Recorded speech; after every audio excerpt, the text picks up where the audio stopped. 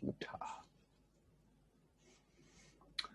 Okay, hopefully we are recording and you're looking at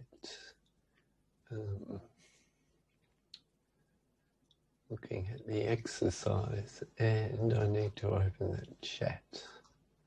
Okay.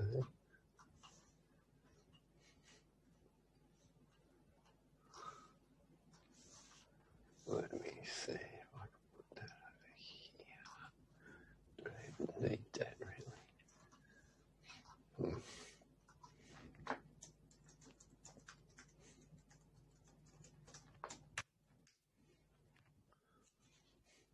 La la la, I am talking. Hopefully you can hear me. Type a response. Good. Okay, thank you. All right. So, last time we were talking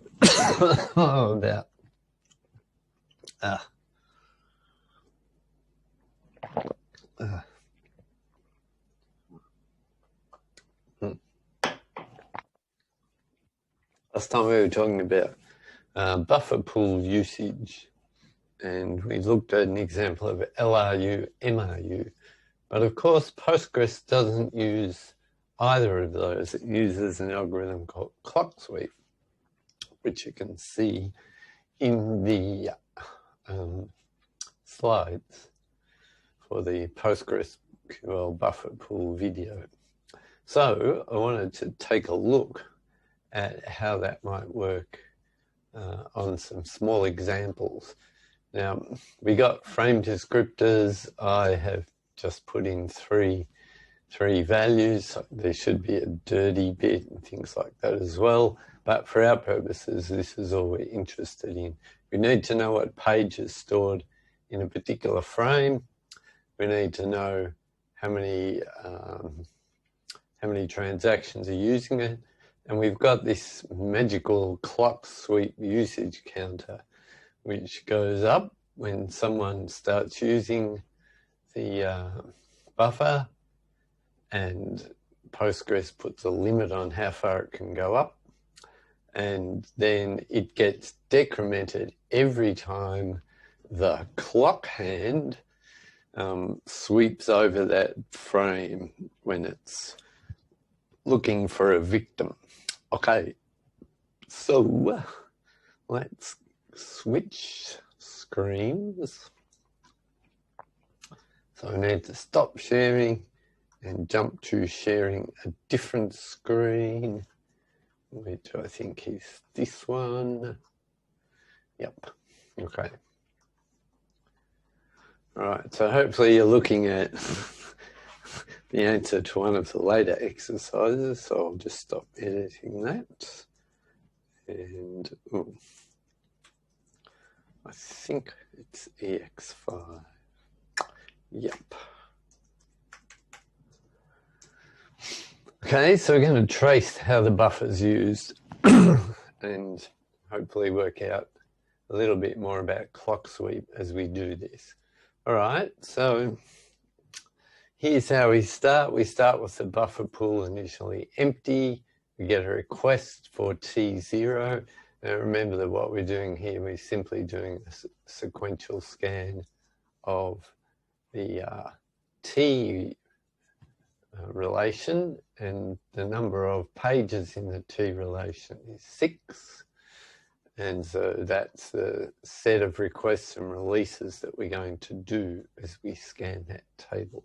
All right, on the first request, we load the page T0 into the buffer frame 0. It's got a pin because someone has just started using it, and it's got one of these usage counts, which we also set to 1. All right, now in between this request and release, we assume that we're doing some processing on the tuples in the page. I just haven't bothered putting that into the thing. So, and you can assume this is going to happen in between all the other requests and releases. But as far as the buffer pool goes, these are the only operations that are interesting. All right, when we release T0, because this transaction has finished scanning it, then it's no longer pinned. We decrement the pin count, but we don't change the usage count. That just stays as it is, all right? And then we request T1. Now, oh, I haven't got the chat. Okay, hang on a second. People might be posting. Nope, good. All right, so then we request T1. Now, always the buffer pool is going to favour empty buffer slots. So this isn't going to change. And what we're going to do, we're going to grab this buffer slot and put T1 into it. It'll have a pin count of 1 because it's one process is accessing it, and we increment the usage count whenever we request a page. Right, these others don't change.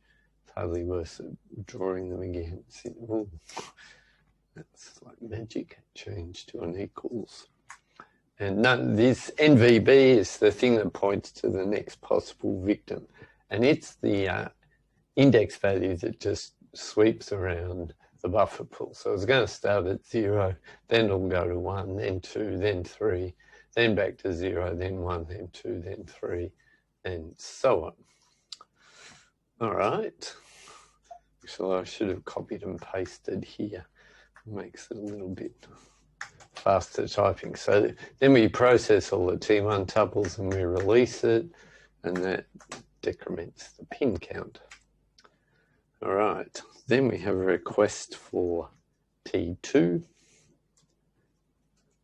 So I'm just changing this so that rather than typing it each time, bits that don't change will just sit there, and this is what has to change. So once again, there's an empty buffer pool. The NVB only increments when we need to find a new buffer. Oops.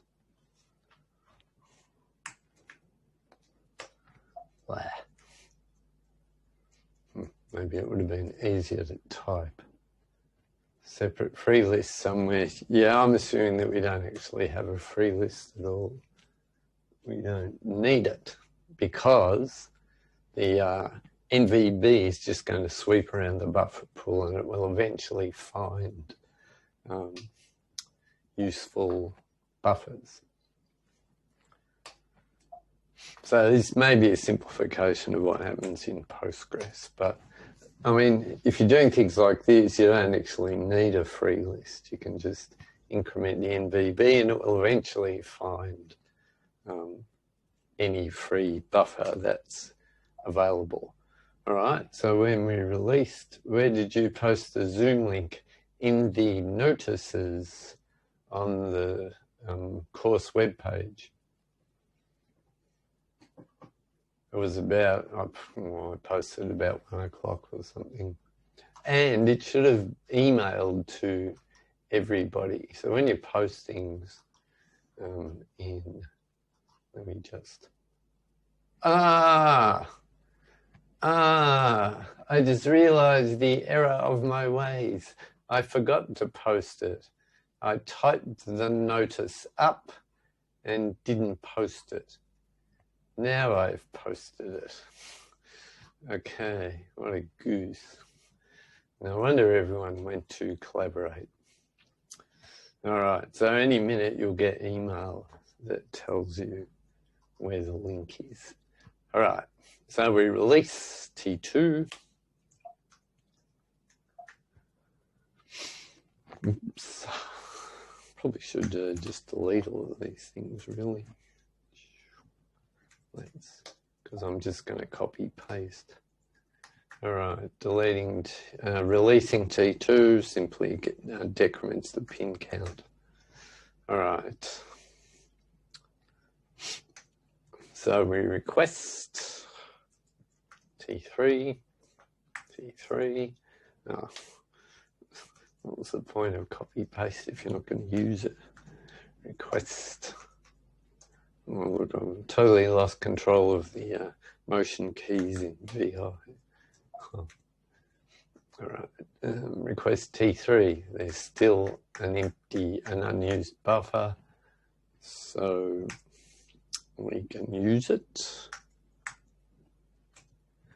And to answer Curtis's question before, so then shouldn't NVB, it'll move to a free buffer when we need to find a free buffer.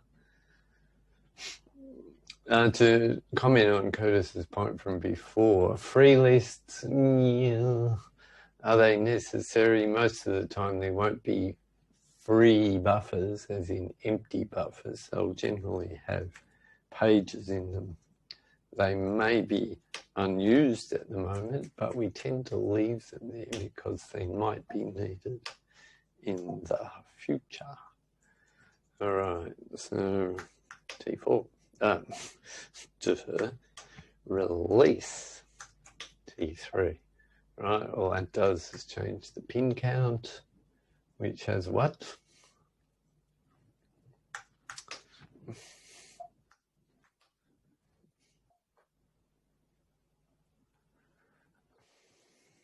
Oh, okay, you're saying it should be moving. Yeah, maybe. Maybe you could argue that. All right, I agree. Yes, okay, I'll take your point. All right, the reason we use this, in fact, if we were doing that, we'd keep reusing buff 0 because it's always free. Well, I guess we can increment after we've used. I'm only incrementing NVB when we need to find a new buffer. Right, so we have a request for T4. Now, we can start using NV. Yeah, okay, I'll buy that. All right. NVB was 0 here. I guess we found a empty buffer under NVB, so then I guess we can increment that. Still there. We got another request, and then we found an empty buffer under NVB, talking about this thing, and we could use that, and we would increment NVB after that. And then we release, that's going to stay as 2. And then we start from 2 and we look for a free buffer or a buffer that can be reused. And then we use that one.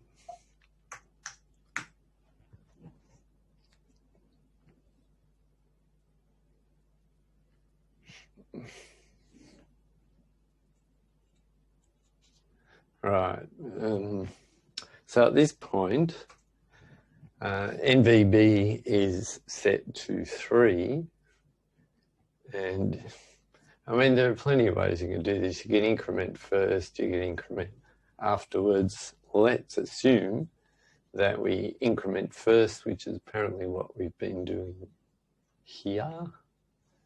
And so, so it's initially at 3. Let's just set it to 3. We increment, we go to this entry here, and we find a buffer that's currently not pinned, so we can reuse that. So NVB, next a victim buffer, has gone to 0, and now, wait a minute, request, oops, did it on the wrong line. This is supposed to be happening when we're doing a request on T4. Let's just back up. All right. So I guess we've incremented after we've done that. So it's gone back to 0. We request T4. We look at this buffer, the buffer under NVB. It's got a pin count of 0, so we can reuse it. So T4 goes in there, and it's reset to 1 because it's a new page. We're not going to increment it. So the usage count of this thing, it's always 1 under these conditions. If, yes, we do. Where did we decrement it? Yeah, we decremented here, wouldn't we? All right, so so I'm showing the state afterwards. So we would have looked at 0, we would have decremented the usage counter, and it would have gone to 0. Either way, the usage count being 0 or the pin count being 0, we realise that we can reuse buff 0, and then we load T4 into it. I guess this isn't a super interesting example because we're never going to have and that gets incremented to 1. So that's where it'll start looking when we release T4. All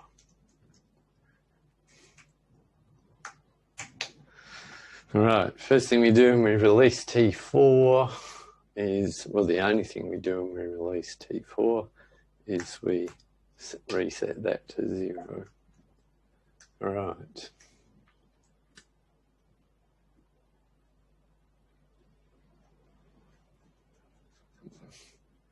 No, they don't both have to be 0. If pin count, yeah, I noticed that when I was reading through the algorithm. If pin count is 0, that's okay. The usage count doesn't tell you that the buffer is currently in use. What it tells you is that it has been used recently.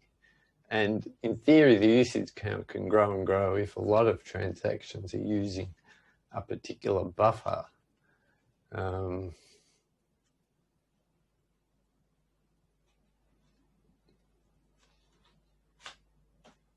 Yeah, that's definitely true. Pin count greater than 0 means you can't reuse the page. But the question is, does usage count have to be 0 as well?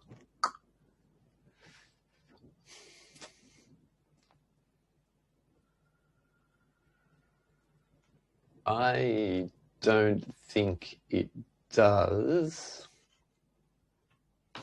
Especially if it finds a page with a pin count of 0. Now you could, I mean, with all of these algorithms, you can tweak them and make them behave differently. It tells us whether the page has been used a lot recently. But, I mean, if we go back to here, what would have happened? And the reason it changes is when here we've got NVB being equal to 0. So when it looks at this this entry, it's actually going to decrement that to 0. And the fact that we've got both pin count and usage as being 0 means that we can grab it. But I believe even if just the pin count was 0, it would be okay to grab the buffer as well.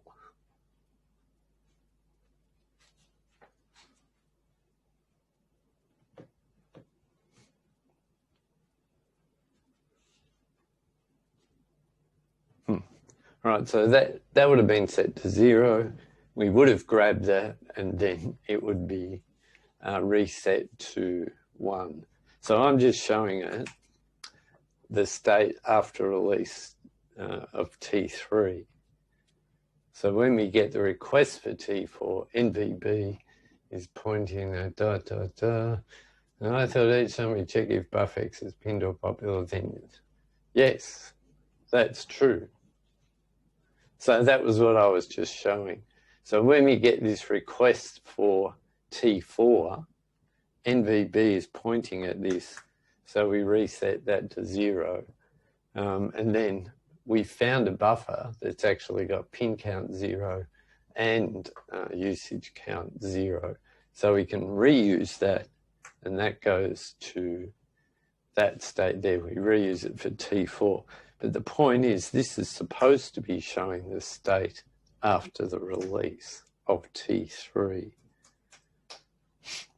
So there's a weird intermediate state where we start, when we get the request for T4, we look at NVB, buffer 0, and what we see there is, well, the first thing we do is we decrement the usage count, because we always do that. And then we've got an entry that says pin count 0, usage count 0. So we reuse that. So there's an intermediate stage that I'm not showing here. All right.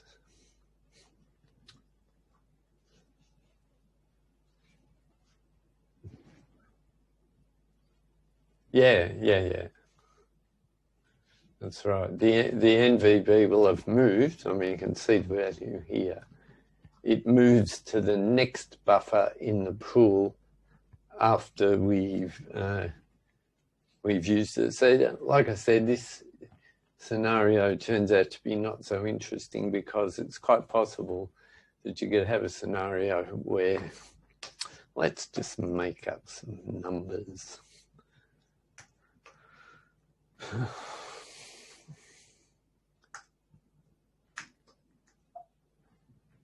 All right.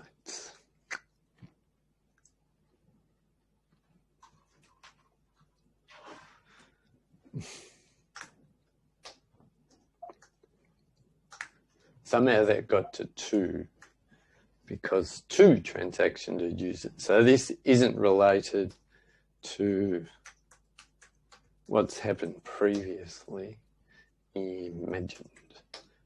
I just want to demonstrate what happens, or attempt to demonstrate what happens. What other scenario have we got? Let's imagine that is also currently in use, and this is not currently in use. So if we were to get a request for, well, if we got a request for T4 and T4 is already loaded in a buffer, then we don't need to do anything. So imagine we get a request for T5, and this is the state of the buffer pool.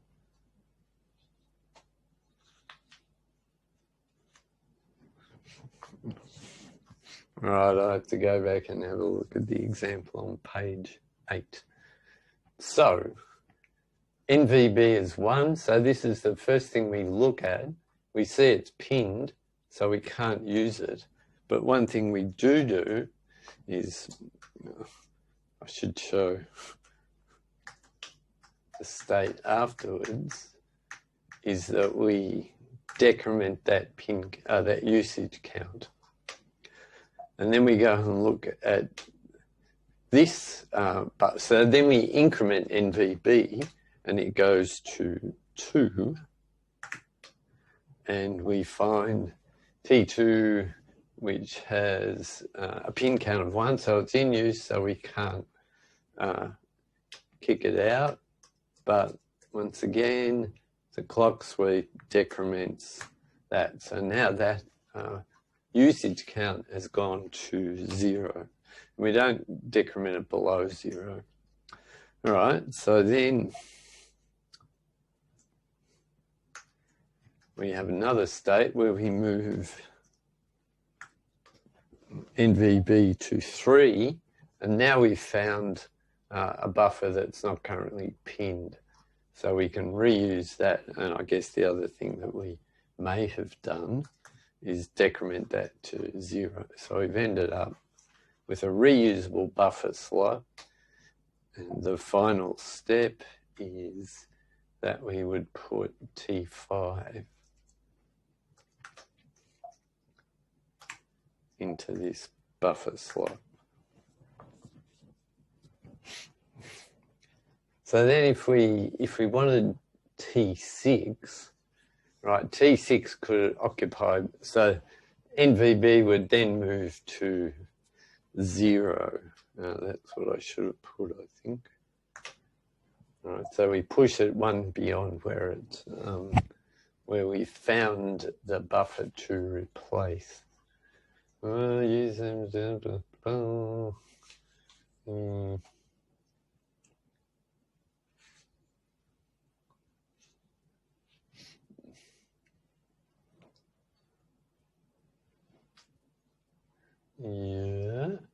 Yeah, I'm pretty much following that, I believe.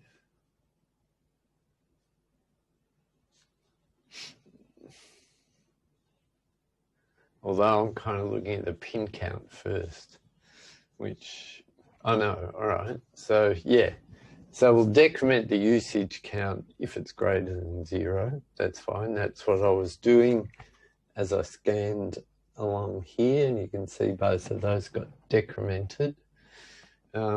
If the pin count is greater than 0, we don't consider that page. And finally, if the pin count is equal to 0, and else if we find a page right, where the pin count is 0, and if the usage count is also 0, okay. So I wasn't quite following that algorithm precisely. Now, I suspect that either way would actually work. And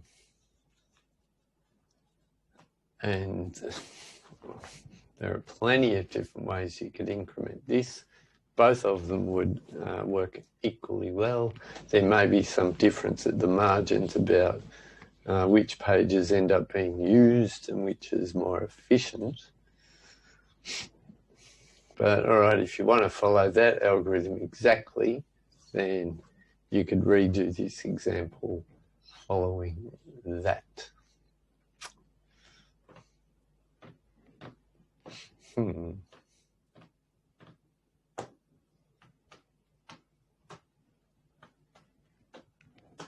If there was a question like this in the exam, I would give you the algorithm and say, assuming this algorithm for clock sweep, show a trace of the buffer pool.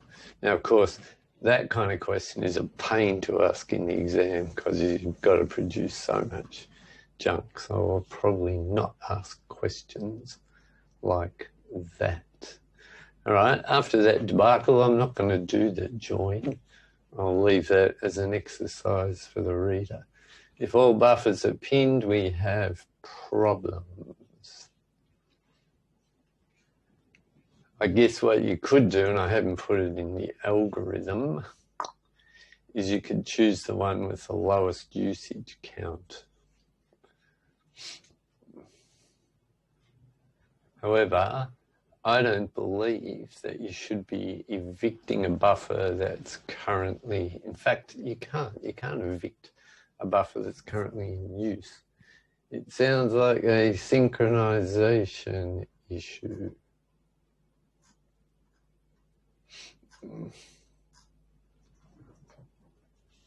Sure. Or what you could do, you could delay the transaction that's made the request until a buffer becomes available. All right.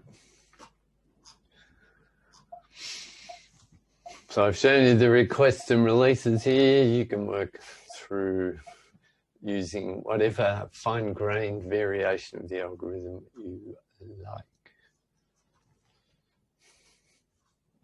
All right.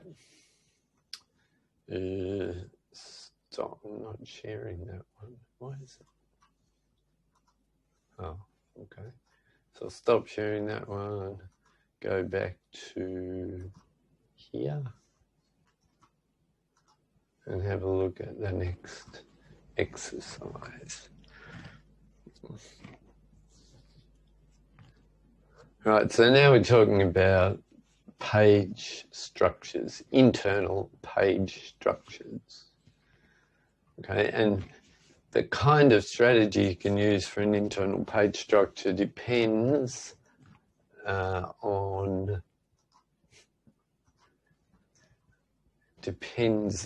whether you're dealing with fixed length records or variable length records. All right, so the question is, show an example of fixed length records and show an example of variable length records and say what kind of features determine whether it's fixed length or variable length. Okay, so let me just...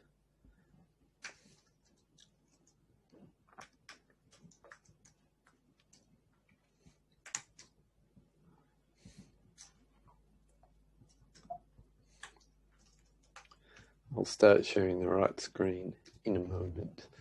All right, now that I've got that up.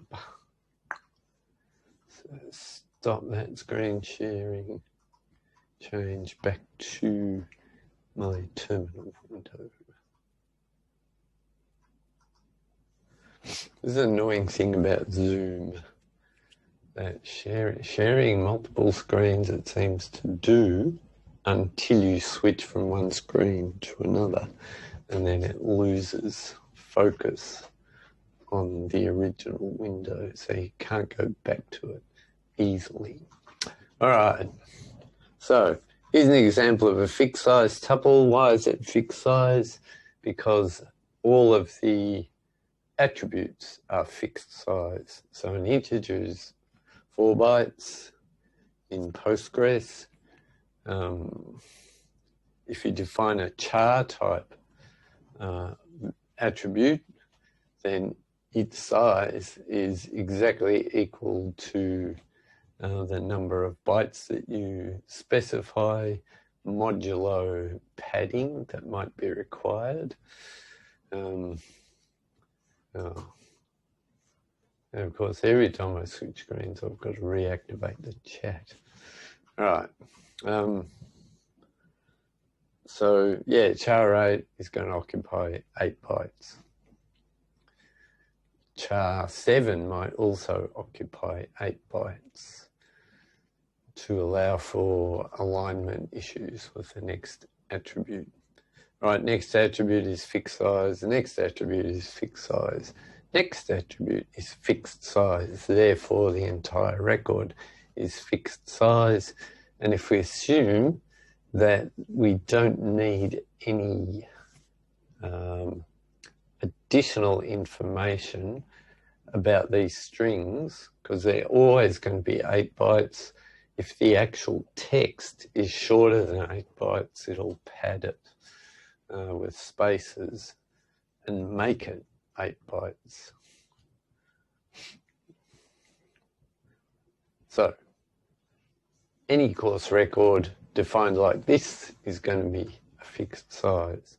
Of course, we hardly ever define things like that, although, I mean, that's a little bit plausible. But variable size tuples are far more common, and they're indicated by the fact that you've got something like a varchar. So any type of variable length attribute. So in this case, this attribute could have 20 bytes if we've got a course with a short title, or it could have 40 bytes if we've got a course with a long title.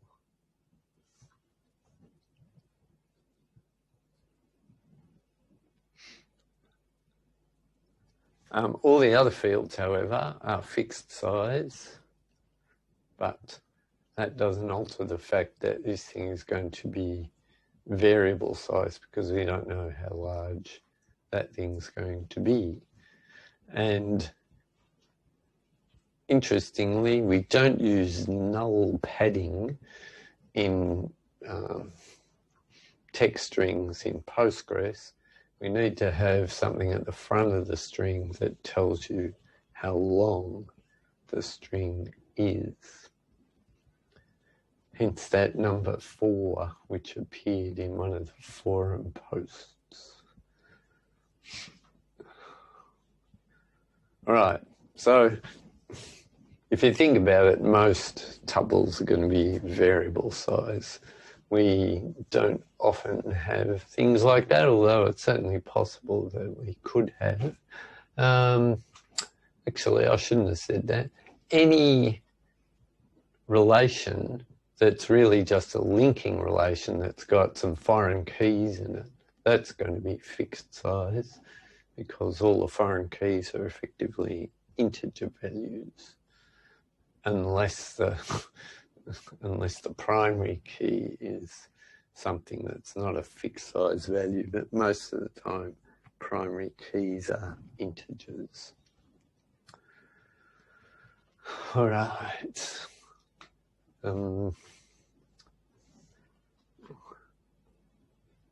So depending on whether you've got tuples that are fixed size, if you do have tuples that are fixed size, then you can set up your page so that you allocate, here we've got, how big was that tuple? 28 bytes. So the first 28 bytes in the page could be the first tuple, second 28 bytes is the second tuple, third 28 bytes is the third tuple, and so on. Now the only trick, text is also very, yeah, of course. Text is like a varchar without a number attached to it.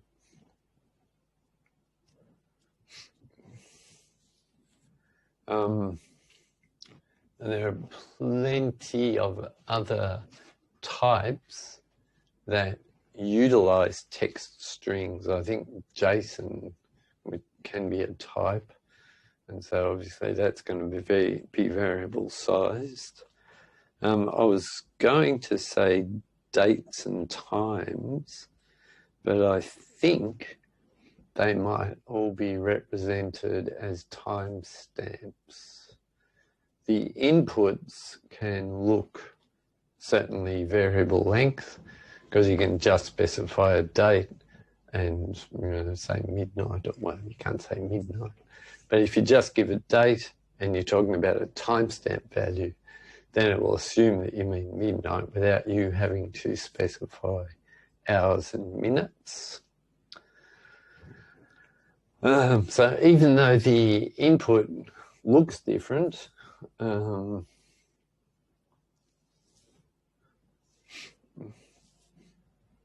yep, all right, that's a reasonable question. What happens if two records come together and we modify the first record length? Well, the trick in Postgres is that we've got multi-version concurrency control. So we don't actually modify the first record. We create a new record that looks like the first record, except it's got a different length. Yeah. Now that still doesn't mean that we don't have issues with managing space within pages. All right. However, fixed size tuples are quite handy. Another reason they're handy is that you don't need particularly to have a header for the tuple. You could, in principle, work out all the details of where the where the ID attribute is, where the code attribute is, where the units of credit attribute is.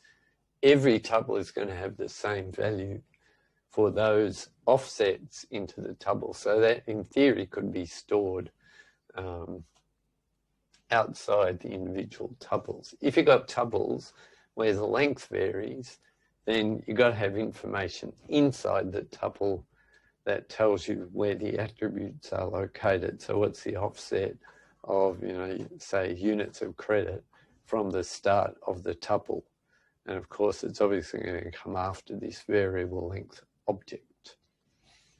I guess there's no reason why, Postgres couldn't structure things so it moves all the variable length stuff to the end, so it would at least know where the fixed length objects are. But in general, we need to store offsets of attributes within the tuple itself, unless it's fixed length, in which case we don't need to. All right.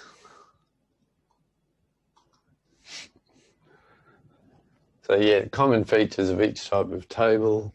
In a fixed length record table, all of the attributes are of a fixed length type. Variable length record, there is at least one attribute which is a var_len type attribute. All right. Let's jump back to the question paper, to the exercises rather. What is question paper? All right, next one. So inserting and deleting fixed length records.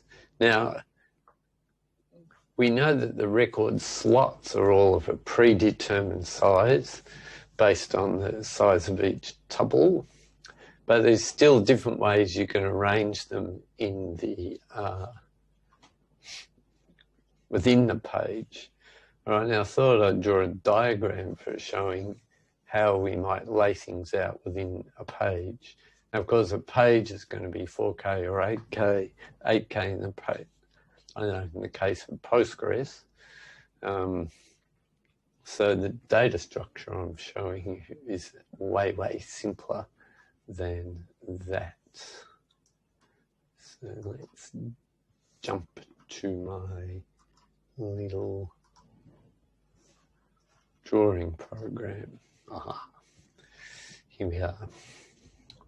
All right, so here's an example. Both of these are examples of very small pages which contain some records and some empty slots. Now, all of these slots are the same size because we're dealing with fixed size records.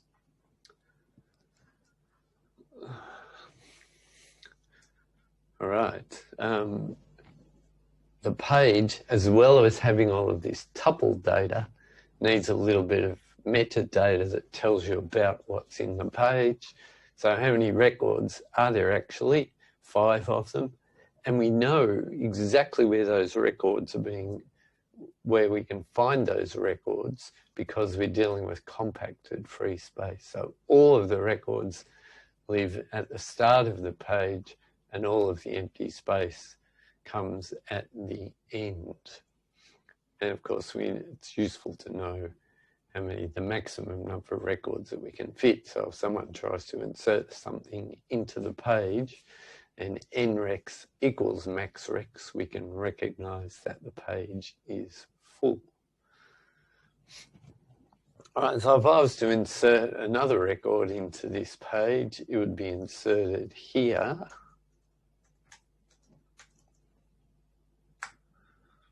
And this would be incremented. So now I've got 6 records in the page. If I were to delete one of these records, let's say we decide to delete record 2 for some reason, then that has to go away, but we can't simply say empty because all of the free space is supposed to come after all of the records. So an obvious thing that we could do is to take record 5 and move it down here. And whoa, didn't want to do that. I didn't want to do this though.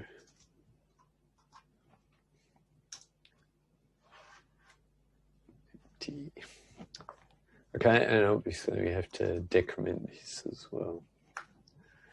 Again.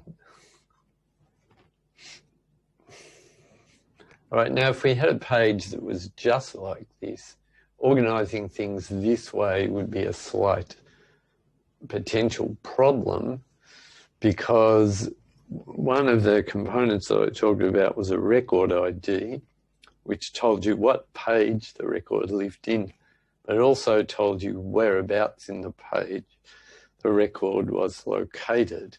Now, if I start moving records around within the page, then those record IDs are going to be wrong.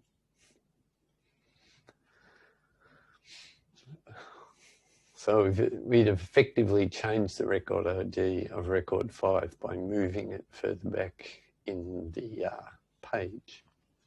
So that's not a great strategy. Text. What happens if doing? All right, I've answered them. Good. But in theory, if your record IDs didn't have information about whereabouts in the page the record was located, if it simply was this record is in this page, then maybe this kind of structure would be plausible. But those kind of records IDs don't sound super usable. All right. Here we've got an example. Why did I call that record 2? Probably should have called it record 5.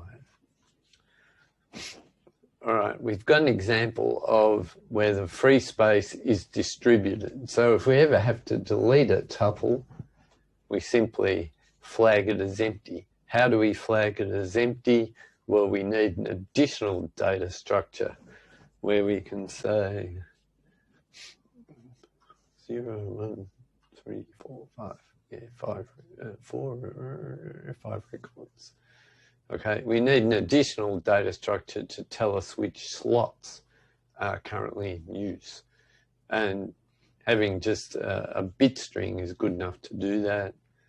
So if this bit is 1, then we know that record 0, the slot for record 0 contains an actual record. If this bit's 1, we know that the slot for record 1 contains a record. If this bit is 0, we know that there's nothing currently in this slot. So under this scenario, it's relatively easy to delete records. You simply, well, you could even leave the data there and just set that to 0. What have I got? Just checking, can I do overstrike? No, I can't. All right, so what I could do, I can change the color of that to indicate that record has been deleted. Now, of course, MPCC, it's going to hang around for a while, but eventually when vacuum comes along, it's actually going to make that record slot empty. Now, interesting question, if this is marked as a 0, how can transactions that existed before the record was deleted find it? So maybe we couldn't just have binary. We may have to have a number of different values, like 1, 1, 1 means record exists, 0, 0 means record no longer exists, and something like 0, 1 could indicate the record's deleted but hasn't been removed from the page just yet. So that's how we can deal with fixed length records. And we were supposed to write a function to insert a new record and a function to delete a record. I may have such functions already written, so let's see if I can find them. Stop sharing and go back to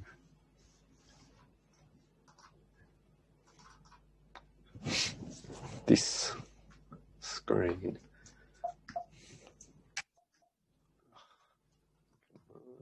we're doing. Q.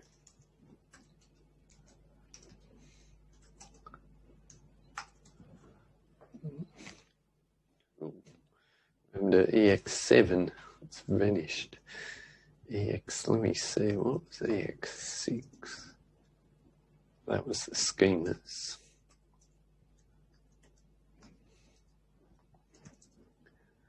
Right, okay.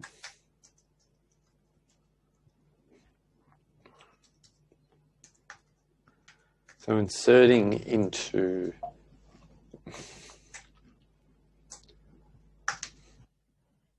a page with fixed size tuples.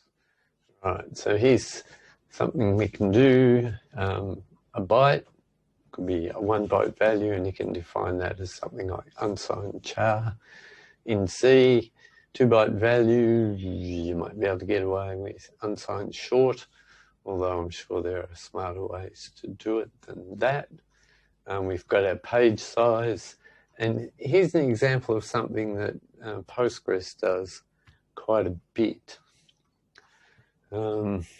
It defines these structs where the final thing in the struct is an array of size 1. Now, it doesn't really mean that we're going to have an array of size 1. What it means, what it allows us to do is something like this.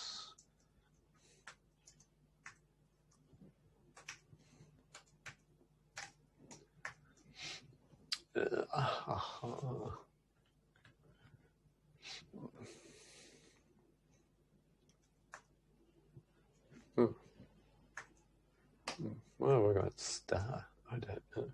Oh, P, right. So we can do something like that. And what that's actually going to give us is an object which has nrex, maxrex, and then data, which is effectively an array of, right, depends how big records are. Yeah. All right, let's be a bit smarter about that.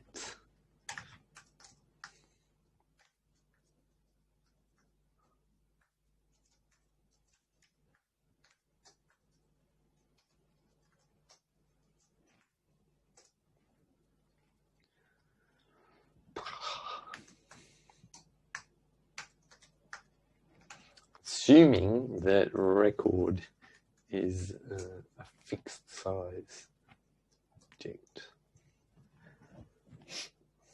Right, so this will give us a page object or page variable P, which is pointing at an object which has a count as the first component of the struct. It has another count as the second component, so that's maxrex, and that's followed as part of the same object by an array of 100 records. So as I said, Postgres uses this trick/strategy in multiple places. So defining, and you can only do this with one array per struct, but it'll put all the fixed size fields at the front, and then the variable size field, which is typically an array of things, at the end. All right.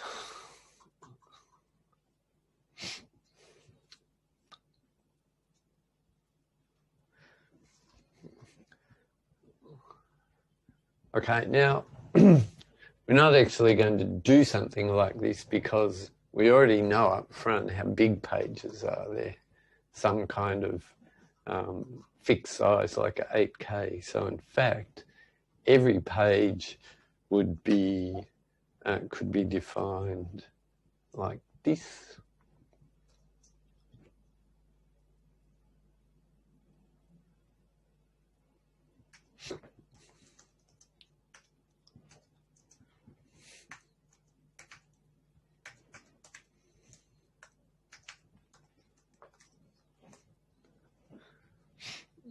would be defined like that. So that's going to give us an 8K chunk of memory, where the first 2 bytes are nrex, second 2 bytes are maxrex, and the rest is an array of tuples, which we can interpret however we like, as long as we know how big each tuple is.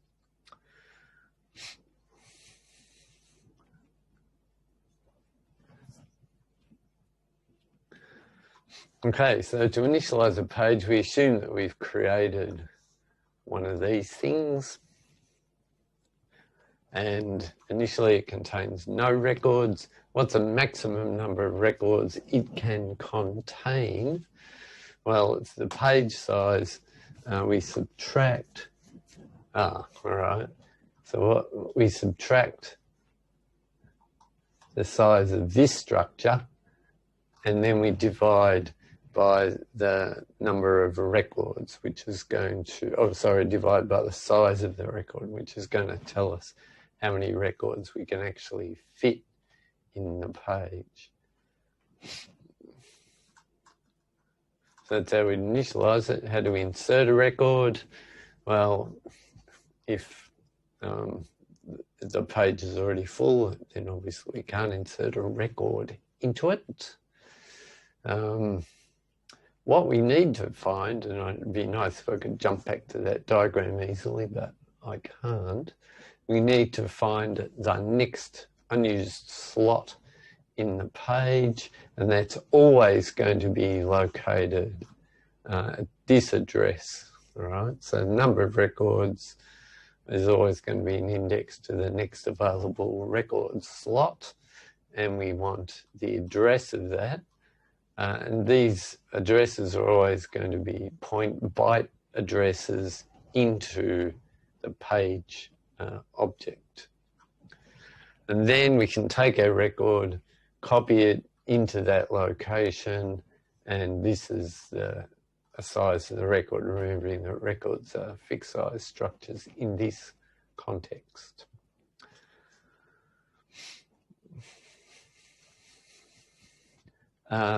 The other thing that this insert function has to do, it has to return whereabouts in the page the record was placed. So we grab a copy of that index. And notice that there are different types of counting going on here. Nrex is an index, and if you like, the units are number of records. In the case of something like location, the units are bytes. Right, so we grab the index, in other words, the slot in the array where we put the record, and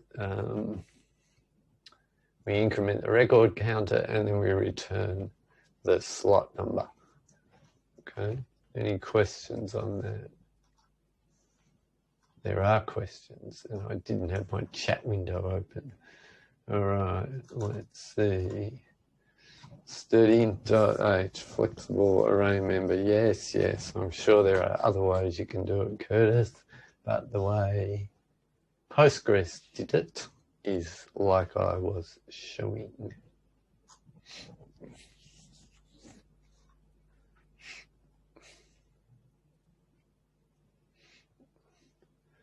Okay, so that's inserting. If you want to delete, it's relatively straightforward. Obviously, we've got one less record than we had. We need to give an index to say which record needs to be deleted. And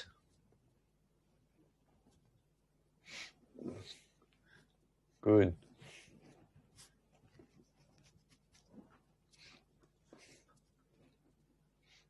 Okay.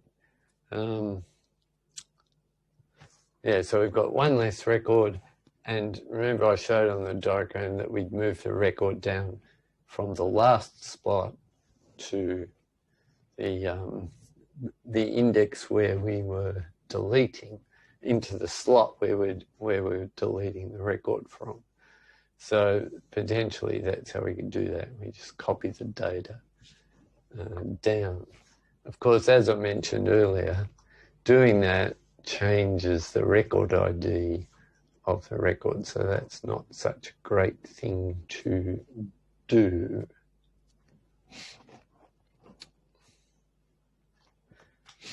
Now, if you want to get around that problem, then you need to introduce a directory where the index in the directory of the record never changes, but the directory itself tells you the actual location of the record. But obviously that's going to chew up some space in the page. However, if you've got variable size records, you certainly need to do something like that. In theory, you could have a directory for fixed size records as well. And in fact, if this was a problem, which it is, you'd have to do that to avoid changing the record ID of records as they moved around inside the page. You are screen sharing. All right, so let's go back to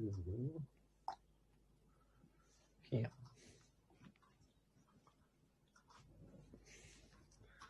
And I have to reopen the chat window every time. All right. Yeah, we just looked at that.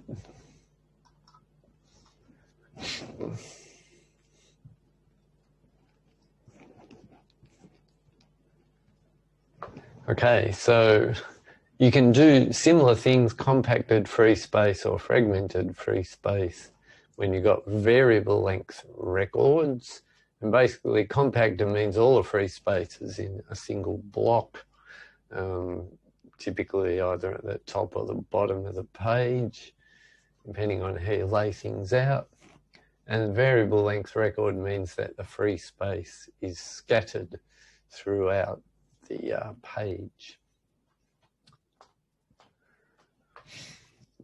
All right, so I might try and do a diagram. Yeah. All right, so I need to set up a new picture. Let's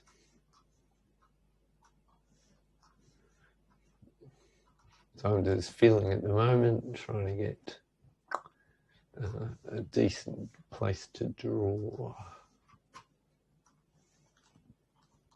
And when I've got it,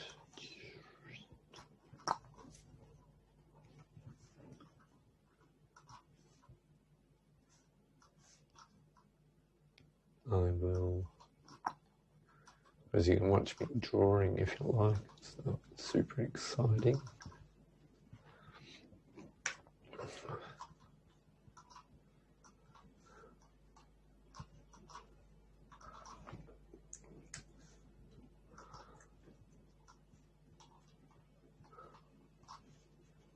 In fact, rather than sitting there listening to my mouse click, I may as well share that. Stop sharing that screen. Start sharing this screen. Okay, so here's our page. And I'm currently drawing a directory.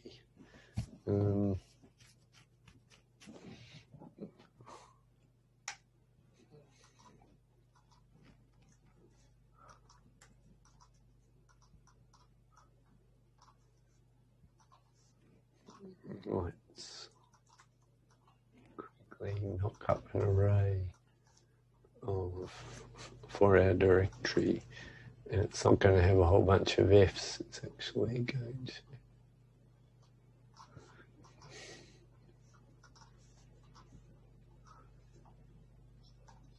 to. All right.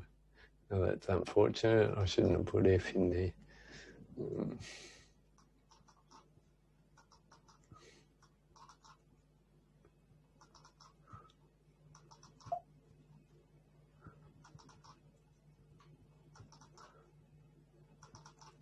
All right, so this is our directory, which tells us whereabouts tuples are located within the page. F is meant to be an indicator of free space, and N is the number of tuples in the page. Now, since they're variable lengths, there's, I guess in theory, there's a maximum number of tuples that you could have, assuming they're all as small as possible. So there'd be an upper bound on N for the number of tuples. The free space is going to either, if we've got compacted free space, and let's imagine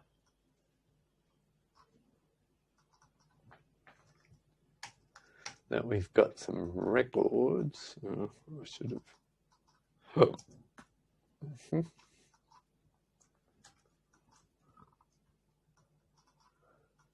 And here I'm going to have to make it clear that they're not all the same size.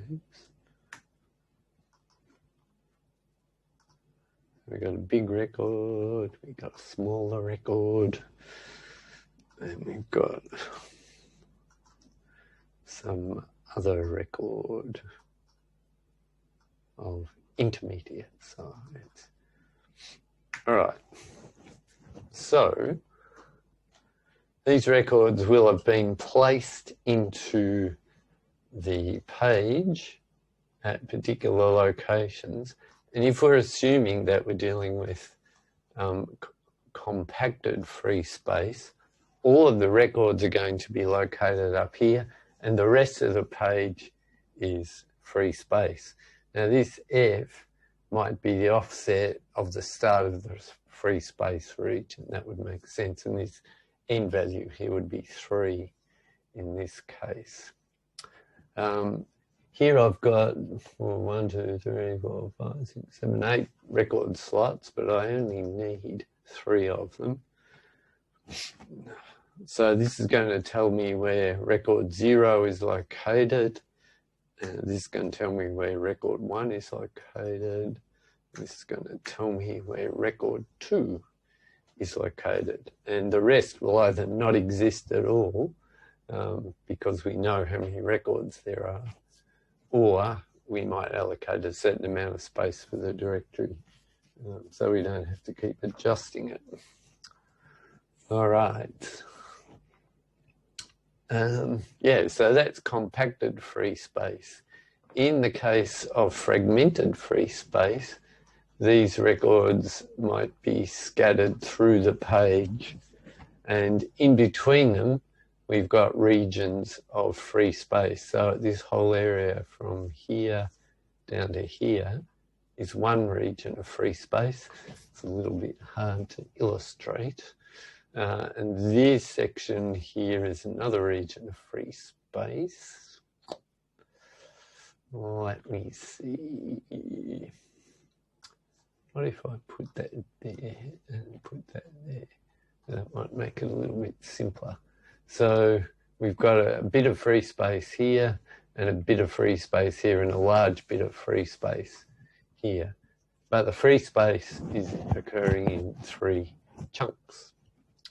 So in this case, the free space pointer could point to the first of these, and then we'd have a free list. Oops, forgot to start that chat again.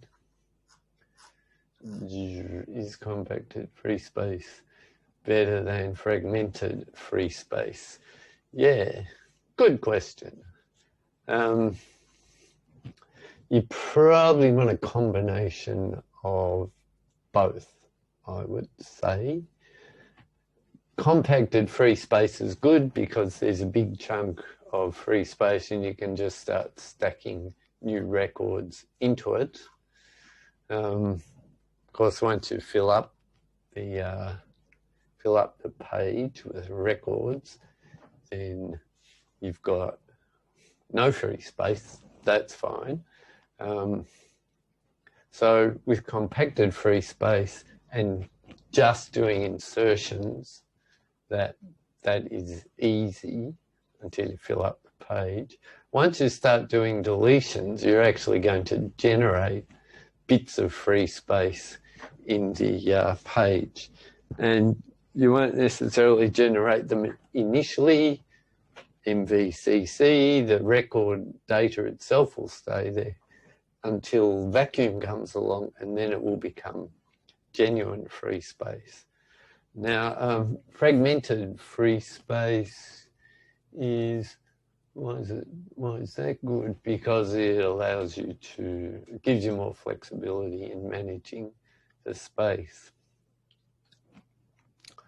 And the example I just gave, if we deleted record 0, record 1, the data would hang around for a while, but eventually it would be vacuumed out and it's gone, and then we've got a larger region of free space.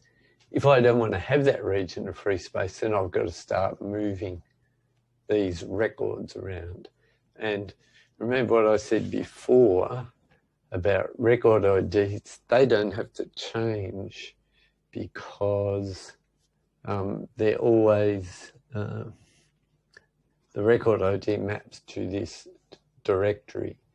So R2 is always this thing here, and that element there and this element can contain the location of record 2 wherever it happens to be in the page. So if it has to move around, not sure why it would, then you don't have to change the fact that it's record 2. Of course, you've got a gap here if you delete record 1, but that could eventually be filled up if you, I mean, once that record's gone away, its record ID is irrelevant. All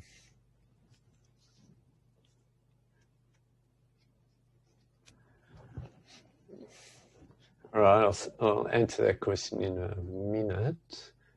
Oh yeah, all right, so record 1 in this particular page is a record ID.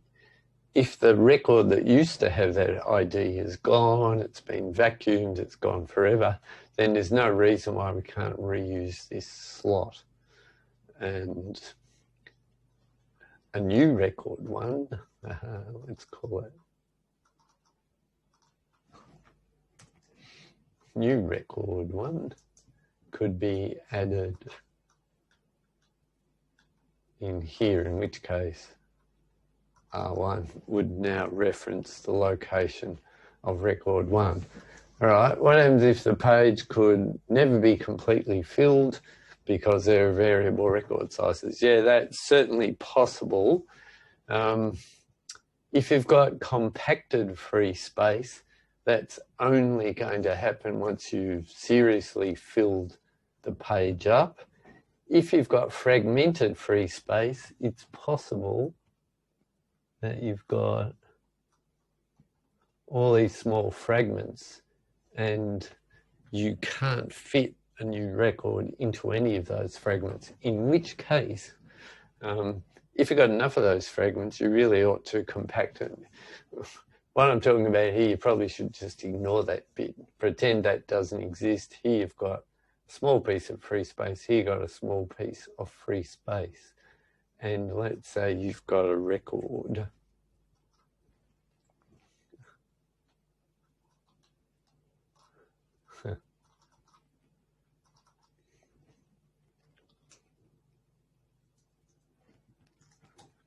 Record number 3 that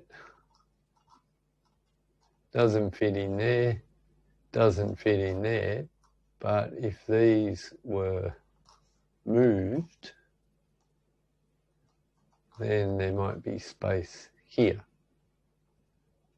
Okay, so in a fragmented free space scenario, you could keep track of the total amount of free space, and if there's enough to handle the new record being inserted, then you could go through a compaction phase where you effectively squash all the records together and end up with a compacted free space page temporarily, and then put the new record in there, and you can keep adding new records until it fills up. If records are deleted and vacuumed, then okay, there might be a fragment down here that can hold the new record, but it all depends. All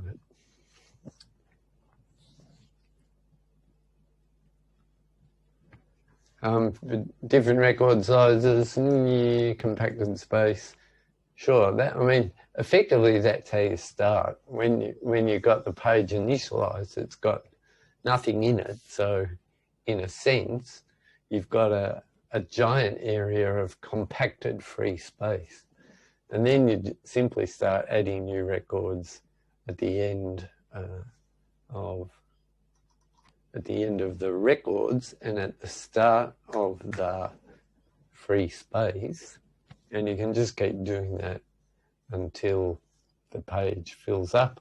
Along the way, it's possible that some of these records might be deleted, so small fragments of free space might open up.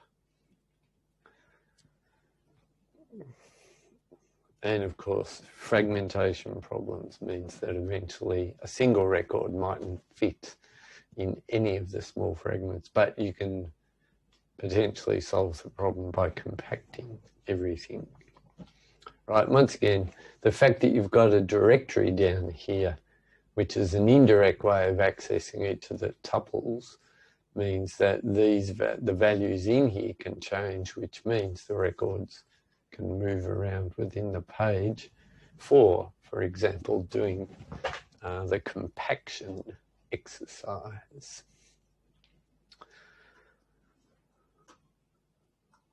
All right. Implement the insert function for those things. I think I'll just leave that function there for you to look at. Maybe I won't. Maybe I'll actually have a look at that. Oh, right, stop sharing that and start sharing this. All right. So that's the old insertion into, ooh, I better fix that. They're actually not part of the code. Right.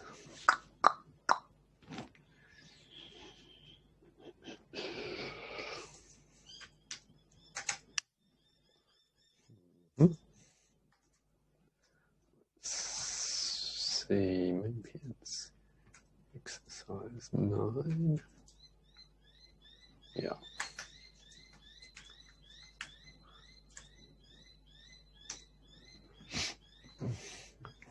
All right, so once again, our page now has a couple of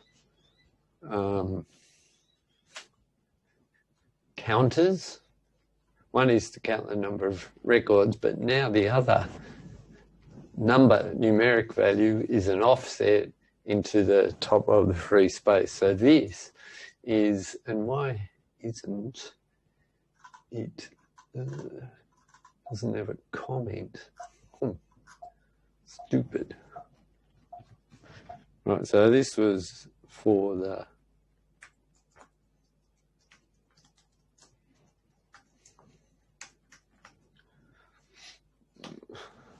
right, so the page is kind of like what I was showing in that diagram, except I had the number of records first and then the offset of the start of the free space. And this is the dictionary, which is a whole bunch of offsets, the directory, which is a bunch of offsets to the individual tuples. All right.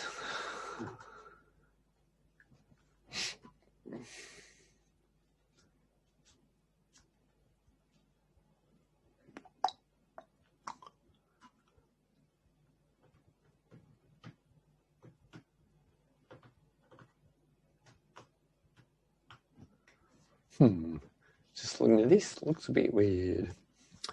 N bytes equals, all right. So initially we got 0 records. That's pretty straightforward.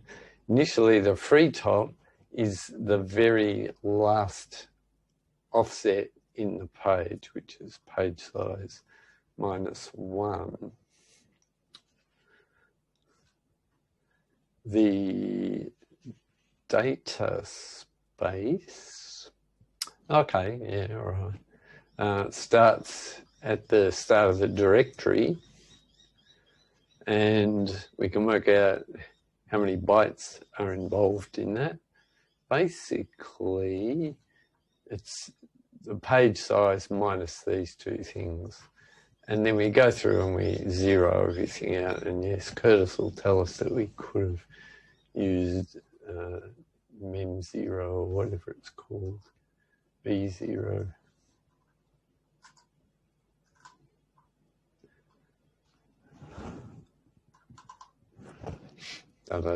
Right. So anyway, so we've zeroed out all of the bytes in the page. Right, how do we insert a record into the page? Right, one thing we need to do, we need to check that there's space. Now remember here, we need to know how big the record is because it's variable size.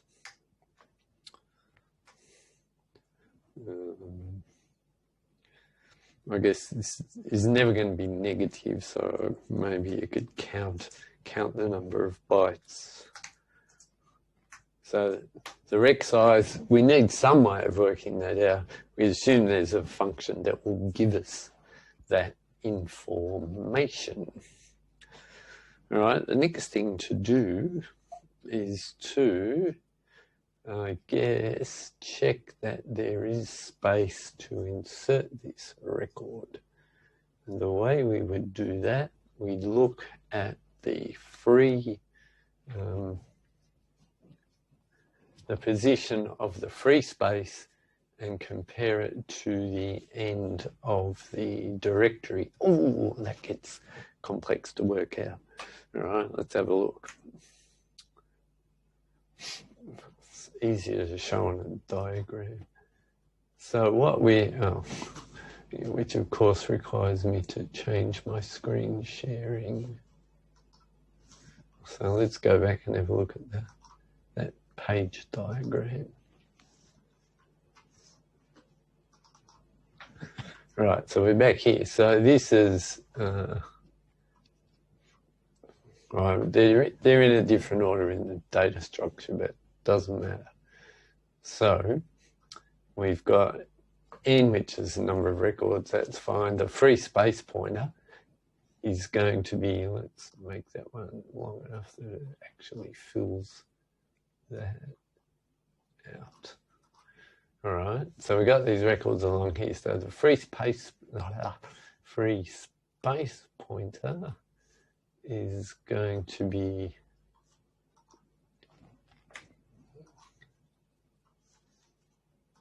referencing this spot here.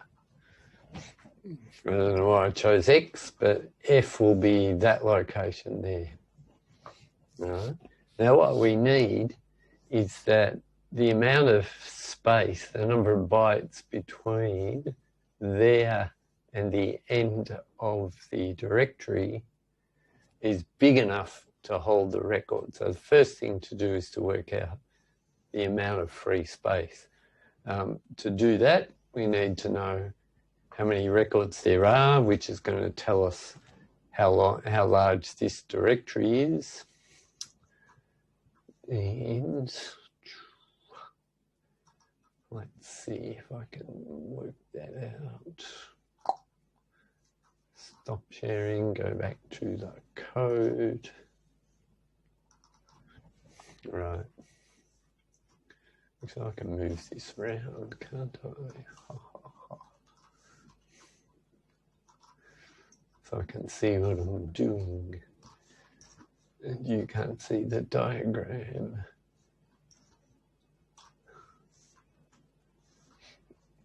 And I need to get the chat up again.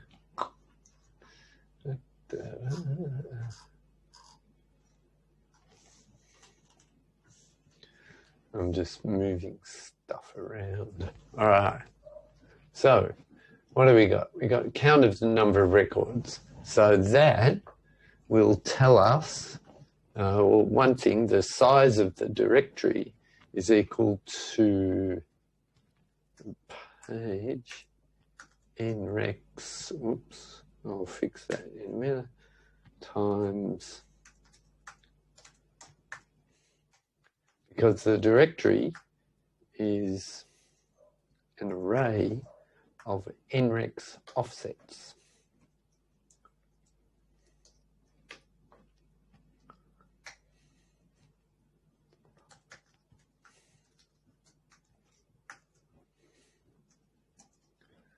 I guess that can be a count as well. This is what happens when you code from scratch. It takes time. All right, now the actual endpoint of the directory is directory size plus the size of these two things. And I think I assumed they were both byte 2.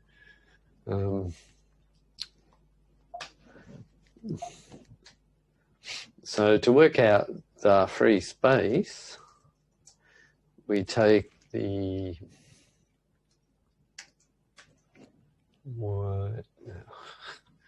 free top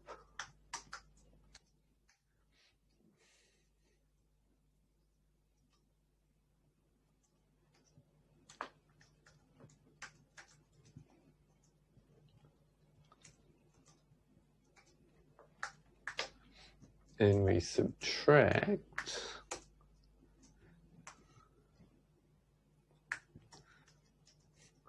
the two things at the start of the page and the directory size, and that will tell us how much free space there is. Now, of course, we need to compare that against the size of the record that we're trying to insert, and so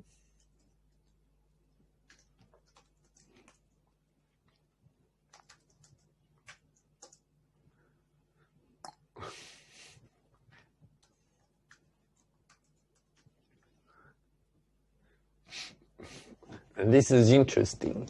Okay, we could just check that it's larger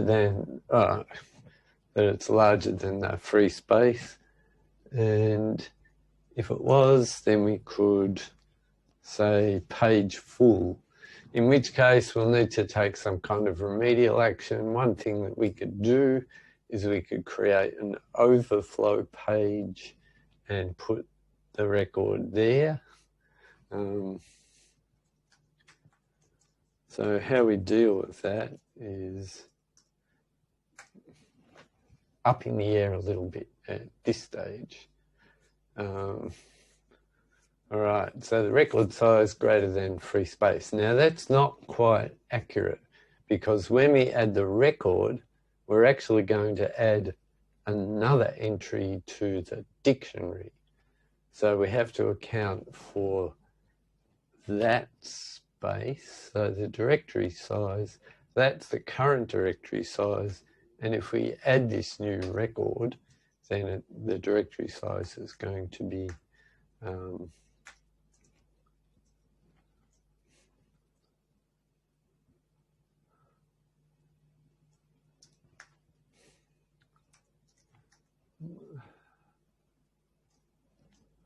oops, I think it should be plus. Free space, no, all right. So we've actually got less space than we think we've got, because we're going to add a new directory entry for this new tuple. All right, otherwise,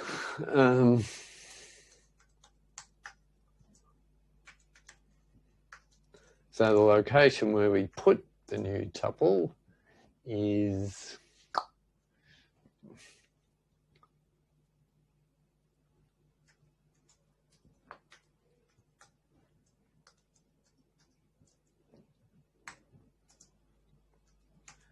So we have to give the bottom address.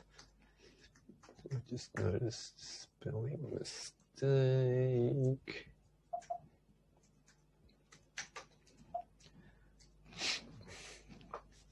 Okay, so free top tells us where the top end of the free space is, but the record itself is actually going to go, let's just go back to the diagram.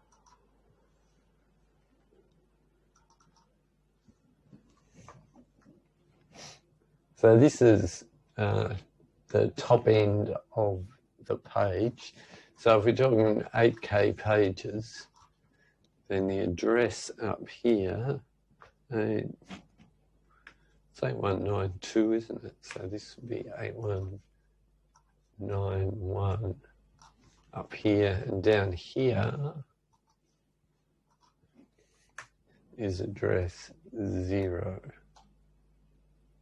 Right, so when we put this new record in, the start address of the record is actually somewhere down here. So it's free top minus the size of the record. All right, jump back again, all this jumping.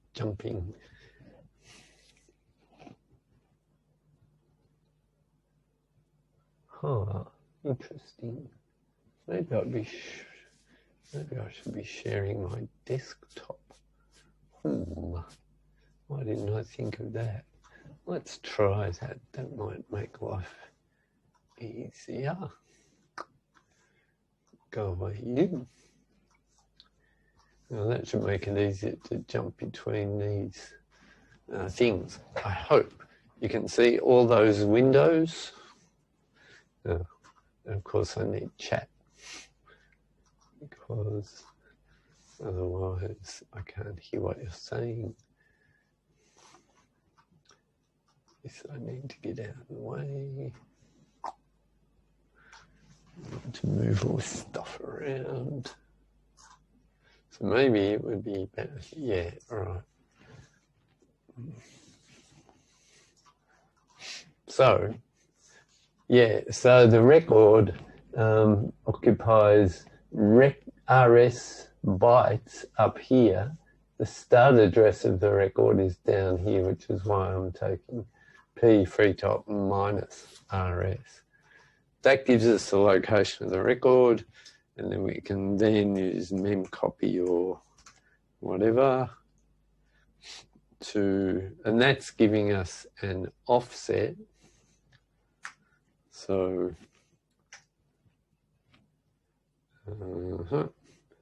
the address of P location, and we're copying from the record, and we're copying that amount of bytes. So copying from the record into this location in the page. And then the other thing that we need to do is increase the size of the directory. So we've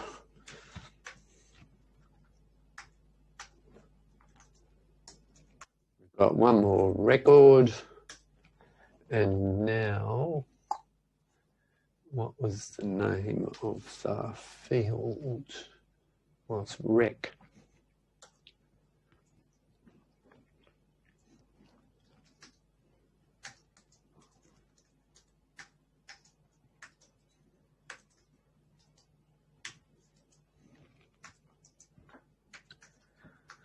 So we've got a new entry in the directory, and it contains the location of the new record, contains the offset. So this memcopy here, we have to give an actual memory address. We can't just say location, because we're copying from, or we're copying into a particular memory location from another memory location. So we're basically dealing with 2 pointers here. I don't know, maybe I've done everything. Oh, we have to return an int to tell us. So I should have grabbed a copy of.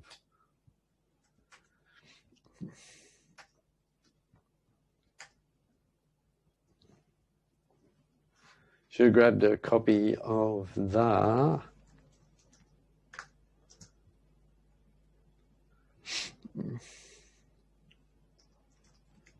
index. Oh, if I wanted to be really lazy, I could do that. Okay, and then that's the value we return. So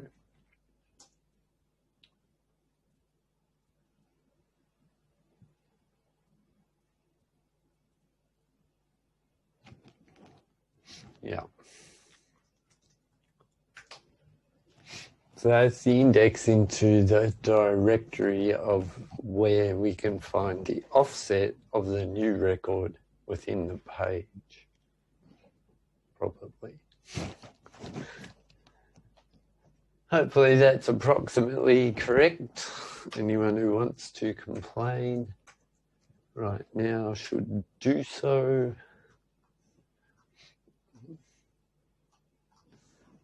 So that is really just tweaking stuff here. So what we'd have, if we actually did this, let's just create another record. Record 4. Variable size, so I can make it as big as I like. Oh, I've covered up the thing. All right, anyway, the deal is we check, is there enough space? If there is, then we put record 4 into this location and we put this address into there.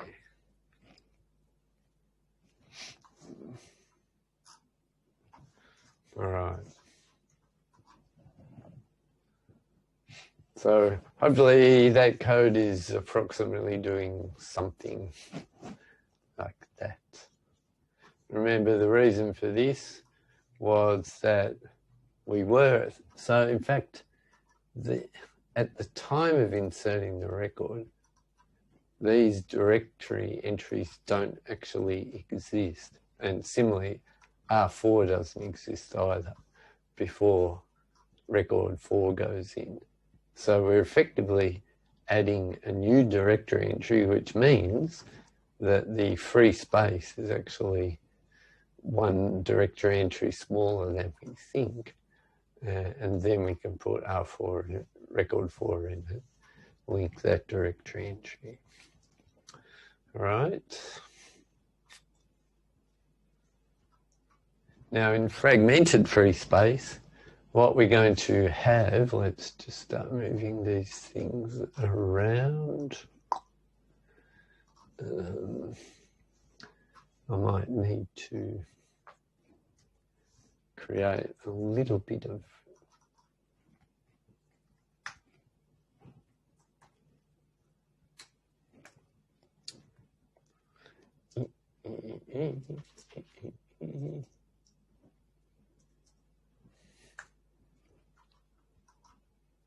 so imagine we've got free space here and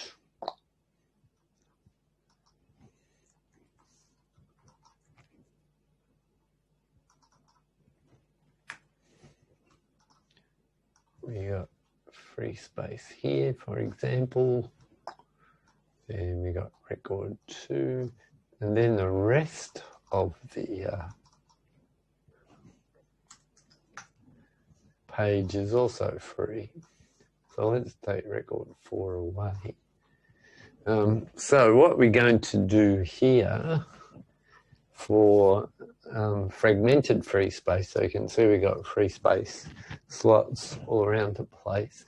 We're going to look at how large this thing is, and this F is now going to be a location of the first free space slot, and we're going to compare the size of this to the size of this. If it doesn't fit, then what else this has in it is a link to the next free slot.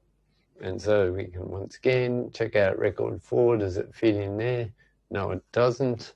I better make it smaller. Well, and then we check out, from there we go to this free slot, and clearly it's big enough to fit in there. So we can move it in here, and R4 would be set to reference that. And the other thing that's going to change when we do that is that, let me just make it big enough to exactly fit. This free, the link is now going to point to here for the next free fragment. So we maintain a linked list, if you like, of free space fragments, which we have to traverse when we come to insert a new record. And I guess if you wanted to keep it in a different order, you might want to have the largest fragment first. That would be one strategy. Or you could have the smallest fragment first. That would be another strategy. Or you could just keep the free fragments in random order. So there's going to be a traversal of the free space list, effectively. All right. Now I don't have to jump out. I can just jump between windows. I think we've actually, to some extent, done that, because this is pretty close to the structure that Postgres data pages have.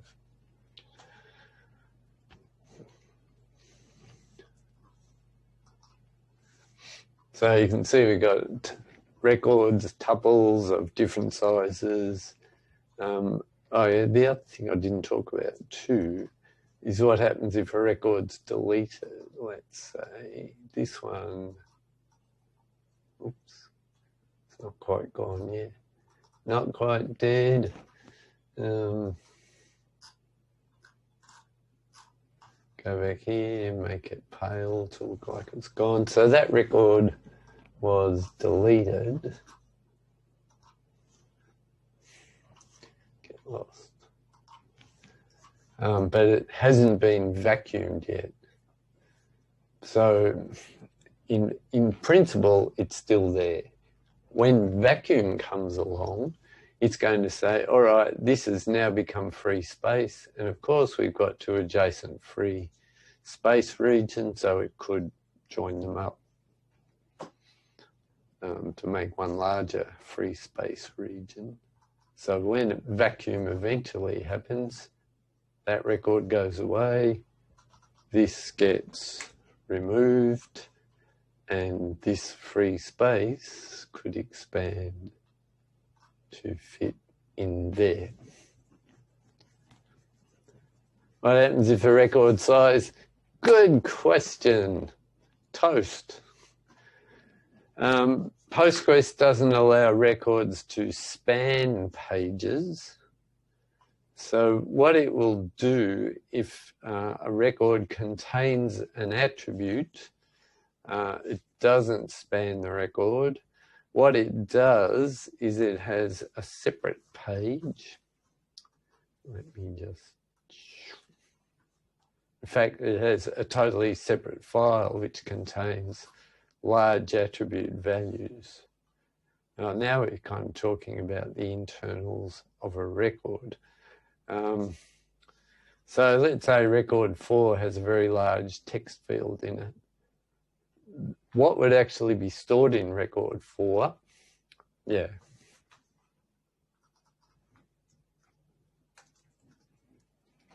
What would actually be stored in record 4 are the values of the regular attributes. Like if it's got integers, sure, you'd store the integer value in record 4. If you've got char4, that's fixed size, so you can store that there. Even if you had varchar 100, that's still relatively small. But if you had a text field and you had, now I'm guessing, 2,000 bytes of text data, then that wouldn't be stored in here. In fact, let's make it 10,000 to make sure it doesn't fit in a page. If you had 10,000 bytes of text data, then what's actually stored in record 4 is a reference, well, it says, hey, this is a large value, and the actual data is stored elsewhere. So there'll be a link to the actual data stored in here. And potentially you can compress the data. In fact, you can even compress the data inside a record. If even doing that compression doesn't make it small enough, then you've got to invoke the toast option. So let's just grab that thing.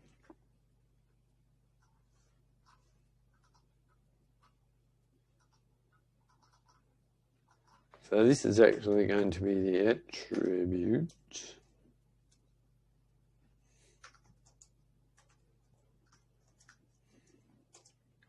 So one attribute value from record 4, and this thing gets put in the toast file, possibly compressed, maybe not compressed, and what's stored in here is simply a reference to this thing, and so that reference is small enough to fit in a regular record. So the record size doesn't become gigantic. And if you've got two very large attributes, you just do the same thing for each attribute. Now, Postgres has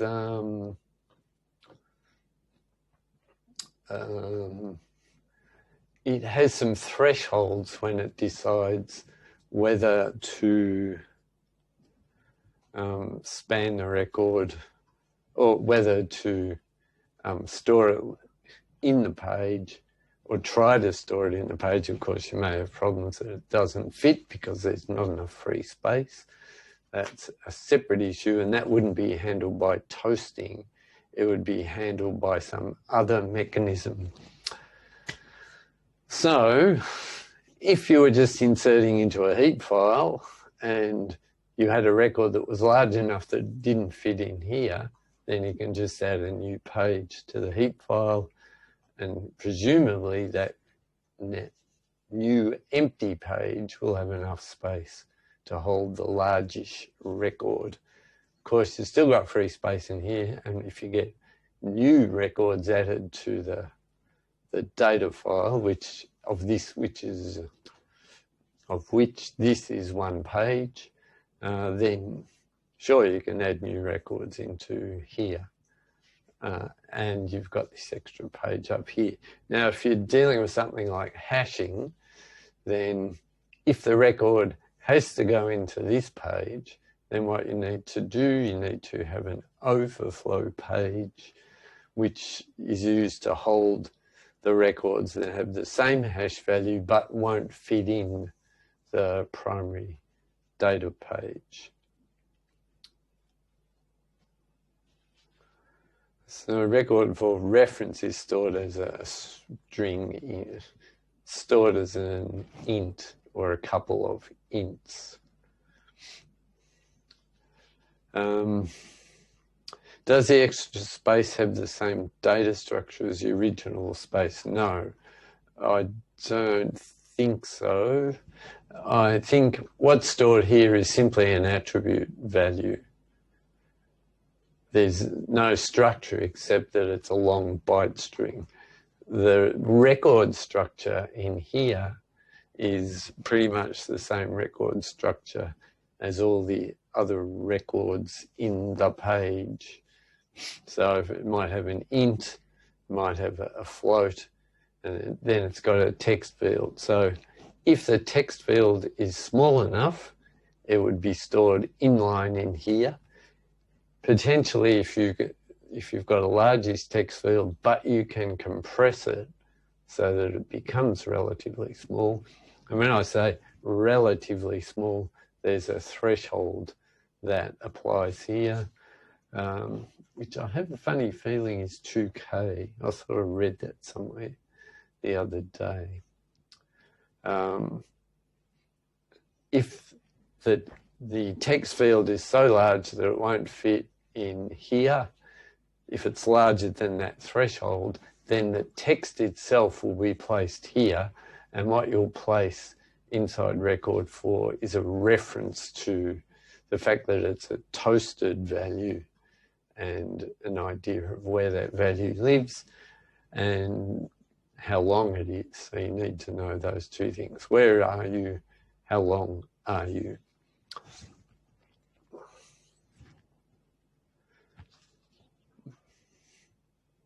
Yeah. All right.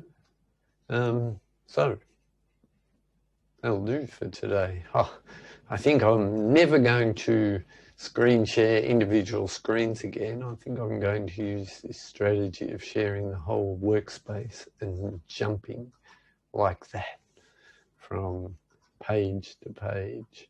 Much simpler. I don't know, is the text big enough when I do this jumping? I'm not sure about the text in there. I guess I could have made it larger. Hopefully the text here is big enough. And if I put it in the middle of the screen, you can see the text on there definitely should be big enough. All right, in any case, that'll do. I'm going to stop screen sharing now, and I'm going to stop recording.